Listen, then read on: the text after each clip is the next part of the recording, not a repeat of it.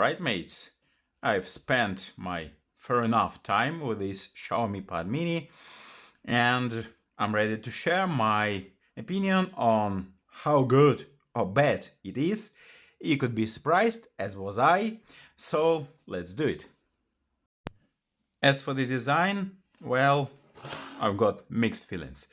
On one hand, it's almost perfectly, or at least very well built. It has slim all-around aluminum and brushed body, so it doesn't attract any smudges, any fingerprints. It's slim, it's light, it has perfectly positioned speakers. You see, they're fairly off-centered, so you don't cover them with your fingers, with your palms when playing a game or watching your favorite movie. And what else does it have? Yeah, that's my issue with it.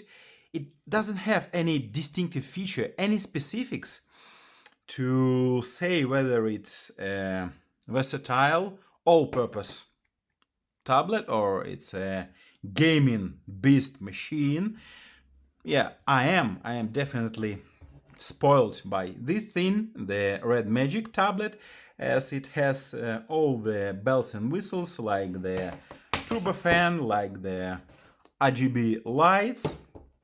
Even this logo is sort of signature feature, but this Xiaomi Redmi Pad, it doesn't have any specific feature.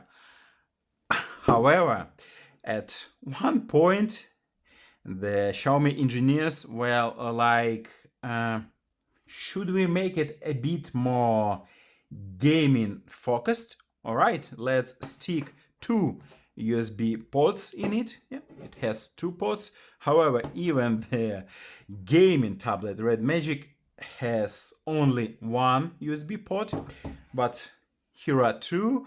But apart from that, how can you say that it's good for gaming? You can't.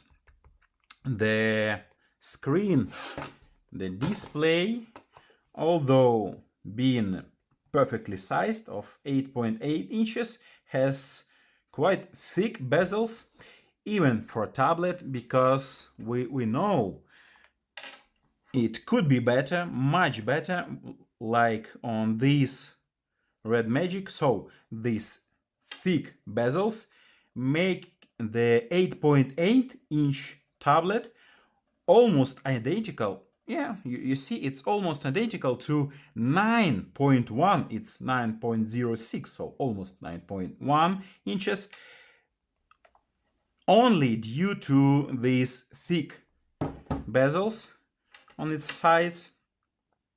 So yeah, design is okay, nothing very special. I had high hopes for this area.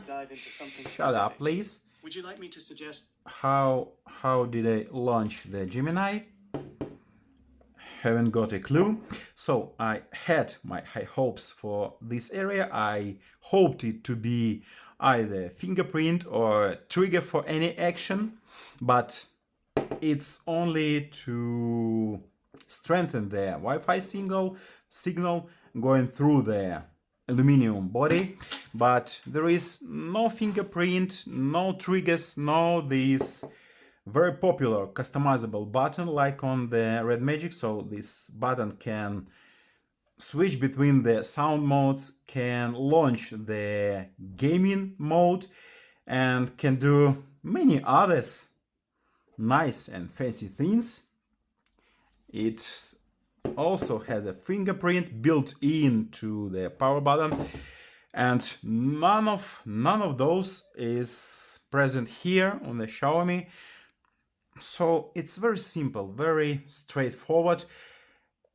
That's why to me it's a bit boring.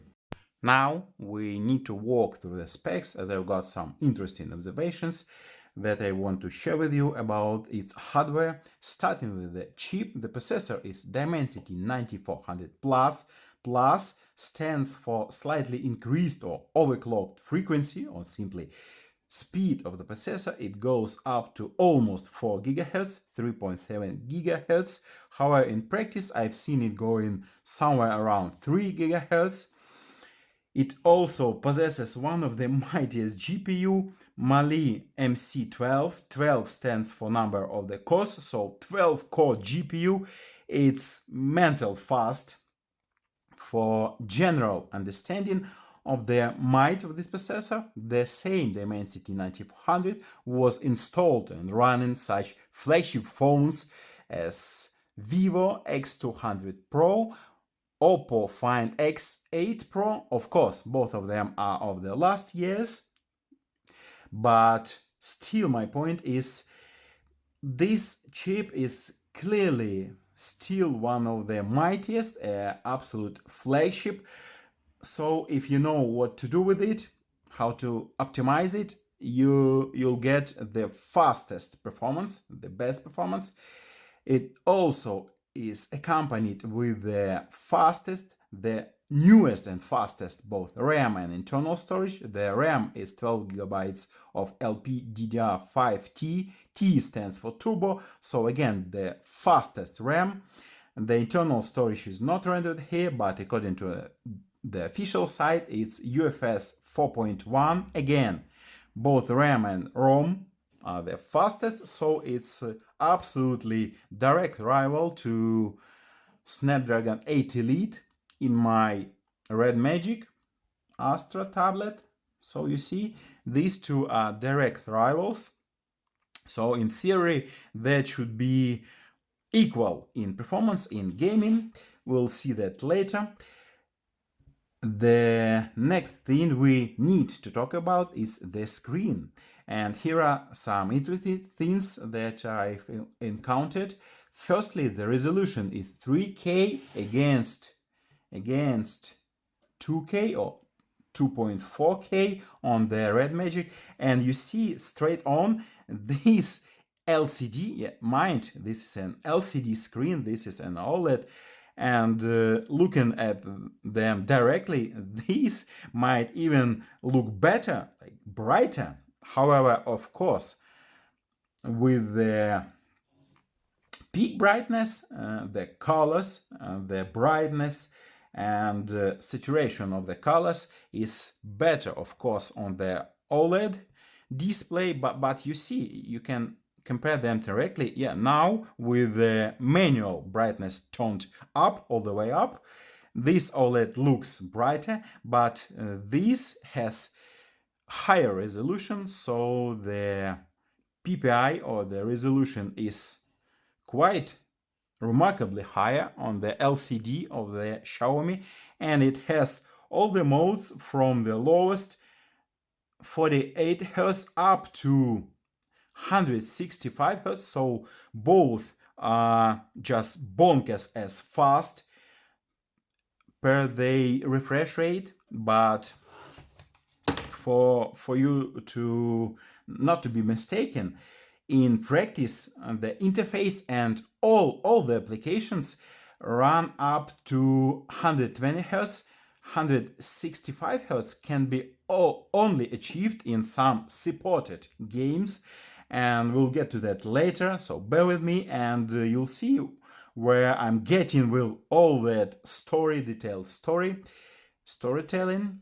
The system, we'll talk about the system further on, but it runs on the latest Android 16, and that's pretty much it about this tablet. Camera, I'm not bothered at all to talk about the camera. Oh, the battery is a very important thing to talk about here. And you see, for example, that the battery on Xiaomi is smaller, 7,500 milliampere hours, against crazy on paper. On paper, this battery on the RedMagic Astra is bigger, 8 1200 milliamp hours, but in practice this battery is better. It's clearly better than one of the RedMagic. Just see this.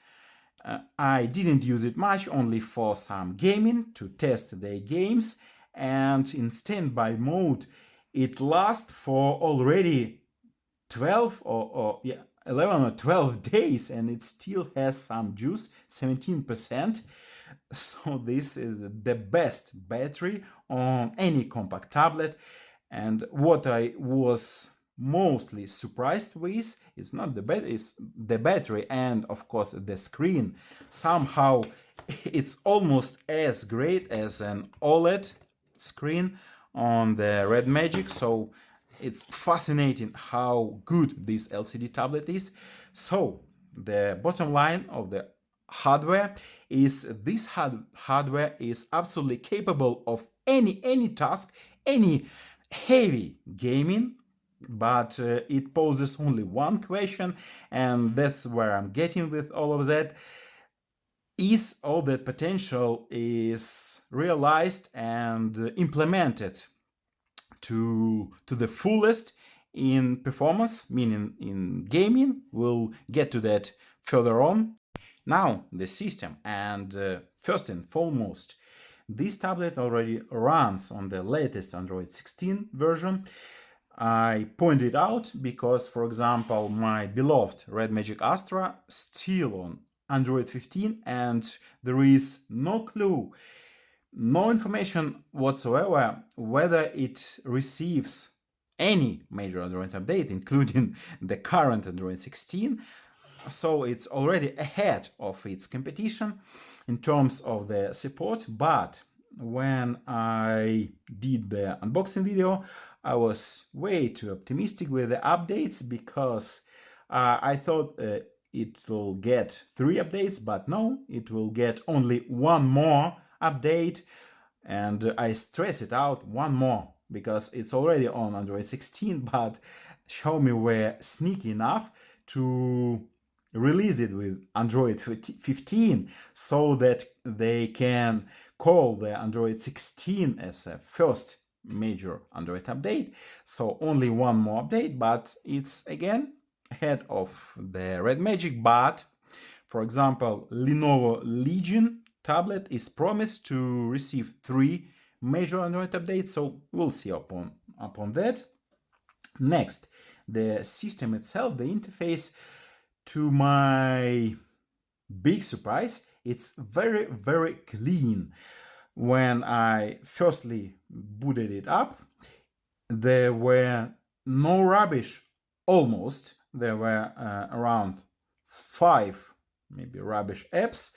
Rubbish, I mean like booking.com, TikTok, some office application, maybe Facebook. So that was it. Only a handful of rubbish applications. So very clean system.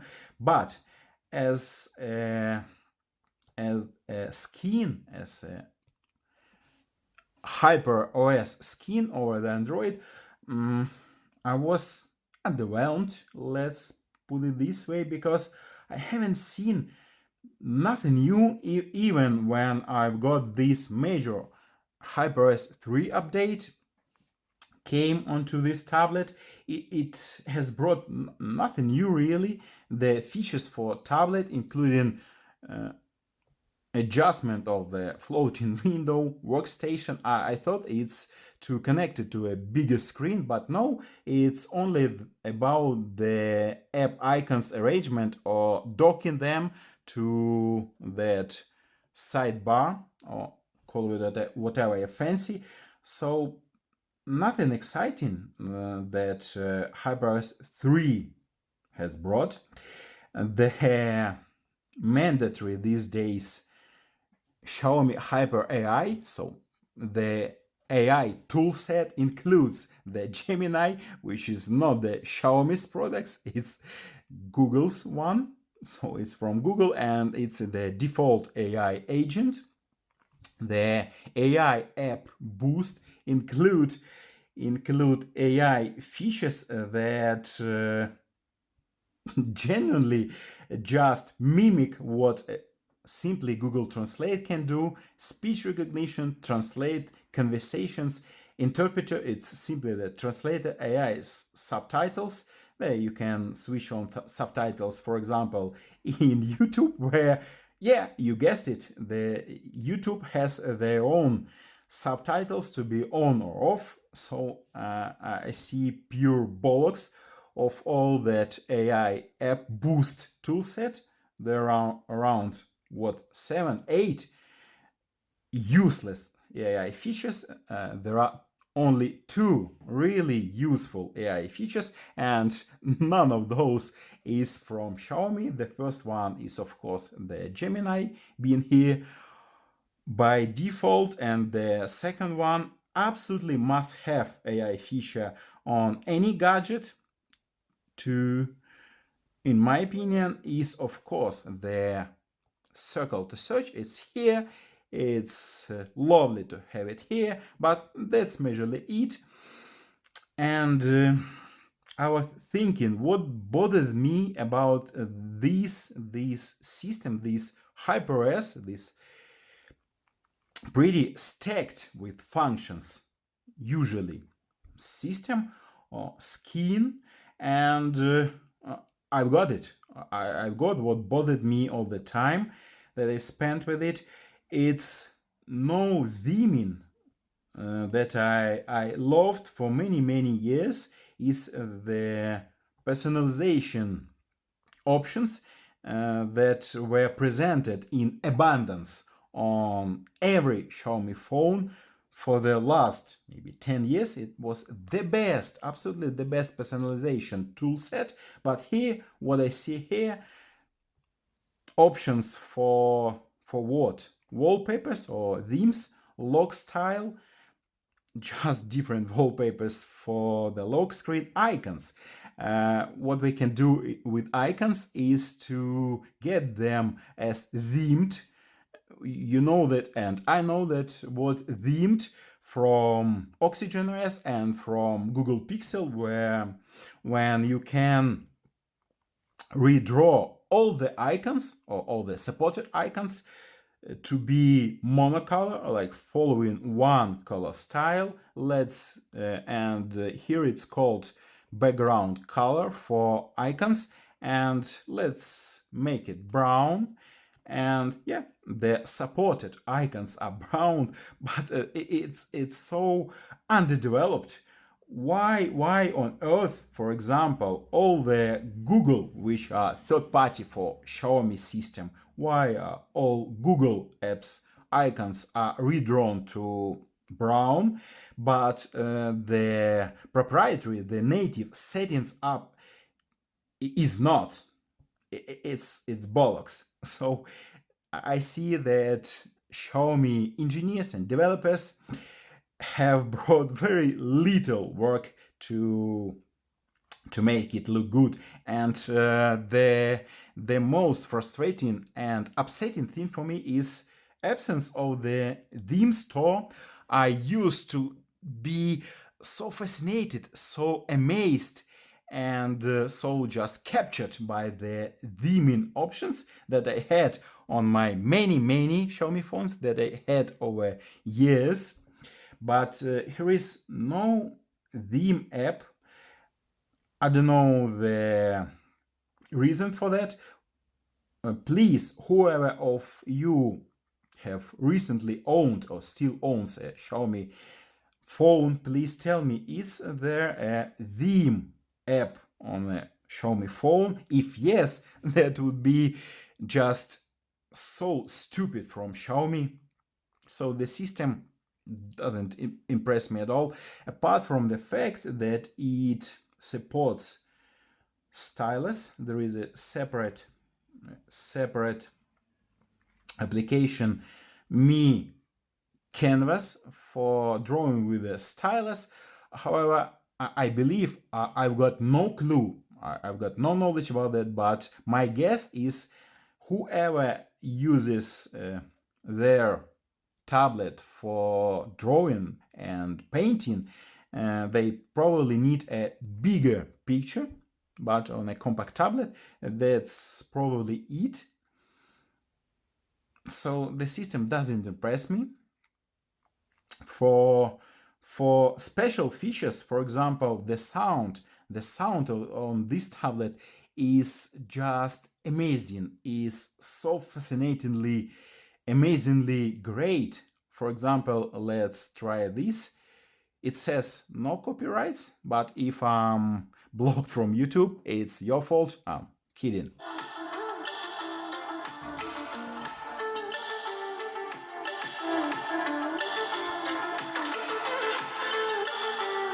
So the sound is just crazy good. I love the range from high to bass notes or tones, call it whatever fancy, but the sound is much better than on the RedMagic, and it's just amazing. And there is one more thing I missed when I reviewed the specs is the connectivity. There is neither a SIM card slot for mobile connection, or at least for mobile internet, nor there is a GPS module. And that's not the problem with Xiaomi only. That's my huge issue, not even a gripe, my complaint about every compact tablet, especially with flagship specs, that the whole point of a compact tablet is to easily carry it around with you. It's much easier than going around with a huge tablet of 12 or somewhat inches, and it's like stopping at halfway there, not putting any mobile options to a compact mobile device. So that's my big ask for the second generation of Xiaomi or whatever compact tablet that will be released from Xiaomi, RedMagic or Lenovo Legion. Please add both SIM card slot for at least 4G internet, not for calls, for internet of course, because it's the whole point of having a compact device in your hand. And please get a GPS module in there. But that's not specifically for Xiaomi, it's for every compact flagship tablet. Now, the most intriguing part of the review, it's gaming, and it's where all my rant about its top-tier flagship specs comes into play, because given the fastest and best-in-class hardware, this tablet should easily handle any heaviest game with ease, doesn't it? Let's see. Now it's my currently favorite Beach Buggy Racing 2 title. Why is it my favorite? Because it doesn't have any embedded cap for FPS, so it follows the highest FPS available in the system of the device. So let's see. 144 FPS. Yes, absolutely, it's crazy fast. Is faster than on many even flagship phones, but whether the 165, maybe I missed some setting in the system. So let's see the refresh rate settings. Yeah, it's set to up to 165, and it also has an additional app-specific high refresh rate setting. So let's see, Beach Buggy Racing should be able to go up to 165 Hz. Does it? It doesn't. Why? Maybe it cannot do with the game itself. So let's see how it runs on my RedMagic Astra tablet. Here is the RedMagic Astra. And what do we see? Let's see. Yeah, here is 166. Yeah, you see 166. So it's capable of 166. 165 at least FPS. Why do we have 144 here? Have no clue. Let's jump to another game with no cap, with no its own limit. It again follows the Subway Surface, follow the highest FPS available in the system, and let's see, 144. Where is 165 FPS? Where is it? Maybe it's not possible, but let's look at the RedMagic Astra Subway Surface, and what do we have here? Where is the window with the indicator? 166. So it's certainly capable of 165 FPS. So, and now let's do even check my all-time favorite Asphalt 9 or Asphalt Legends. It's called so now. It supports it it runs at 60 FPS. What the bollocks is this? Let's see the settings. All right, game settings, graphics settings, high quality 120. So what the hell is going on here? Again, haven't got the faintest idea. The Call of Duty supports up to 120. However, on this RedMagic tablet, Call of Duty runs on 144 FPS with the high graphics, but here 120, yeah, hear me out, 120 with medium graphics. So are you interested in the gameplay? I'm not much bothered, as having 60 bloody, you see that the settings allow to run at 120 FPS the frame rate, but the actual frame rate is 60.